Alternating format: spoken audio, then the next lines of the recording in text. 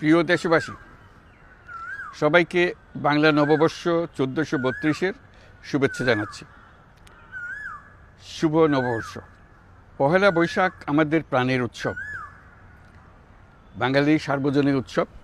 পুরো পৃথিবীতে যেখানে যেখানে বাঙালিরা আছেন, আজ আমাদের সবার আনন্দের দিন, বর্ষবরণের দিন। বাংলা সাল গণনা শুরু হয়েছিল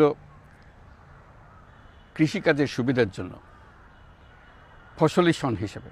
এখনও এদেশের কৃষকরা বাংলা তারিখের হিসেবেই বীজ বোনেন, ফসল তোলেন। বাংলা নববর্ষের এক অবিচ্ছেদ্য অংশ হালখাতা। এখনকার আধুনিক সময়েও এখনও এই হালখাতার ঐতিহ্যকে ধরে রেখেছেন বাংলাদেশের হাটে বাজারে, শহরে বন্দরে। নববর্ষের বৈশাখী মেলায় বাংলাদেশের জেলায় জেলায় উদ্যোক্তারা সারা দেশে ঐতিহ্যবাহী শীতল পাটি, মাটির হাঁড়ি পাতিল, খেলনা, হাত পাখা ইত্যাদি তৈরি করে নিজেদের সৃজনশীলতাকে তুলে ধরেন এই দিনকে উপলক্ষ করে। বাংলাদেশের সংস্কৃতি ও ঐতিহ্য রক্ষায় এবং একে এগিয়ে নিয়ে যেতে আমাদের সবাইকে সক্রিয় ভূমিকা রাখার জন্য অনুরোধ জানাচ্ছি। আমাদের এইসব ঐতিহ্য যেন আমাদের নিজেদের মধ্যে সীমাবদ্ধ না থাকে, আমাদের সংস্কৃতি যেন আমরা ছড়িয়ে দিতে পারি বিশ্বের দরবারে। বছরের এই দিনটিতেই আমরা সুযোগ পাই আমাদের সুদীর্ঘ ঐতিহ্যকে নতুনভাবে নতুন প্রজন্মের কাছে উৎসবমুখর পরিবেশে তুলে ধরতে এবং পৃথিবীর সামনে তুলে ধরতে। পাহাড় ও সমতলের বিভিন্ন জাতিগোষ্ঠীও চৈত্র সংক্রান্তি ও নববর্ষে এবার বড় পরিসরে উৎসব উদযাপন করছে।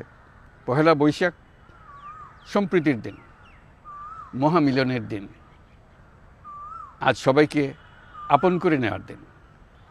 এবারের নববর্ষ নতুন বাংলাদেশের প্রথম নববর্ষ। আসুন আমরা বিগত বছরগুলোর গ্লানি, দুঃখ, বেদনা, অসুন্দর ও অশুভকে ভুলে গিয়ে নতুন প্রত্যয়ে, নতুন উদ্যমে সামনের দিকে এগিয়ে চলুন নতুন বাংলাদেশ গড়ে তুলি। 24-এর গণ অভ্যুত্থান আমাদের সামনে বৈষম্যহীন বাংলাদেশ গড়ে তোলার সুযোগ এনে দিয়েছে।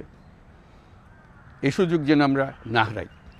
বৈষম্যহীন বাংলাদেশ গড়াই হোক এবছর নববর্ষের আমাদের অঙ্গীকার। আমি নববর্ষের সকল আয়োজন ও উদ্যোগের সাফল্য কামনা করছি।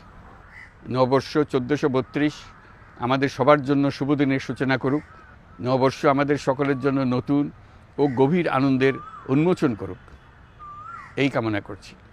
সবাইকে আবারও আমার নববর্ষের শুভেচ্ছা ও সালাম জানাচ্ছি। আসসালামু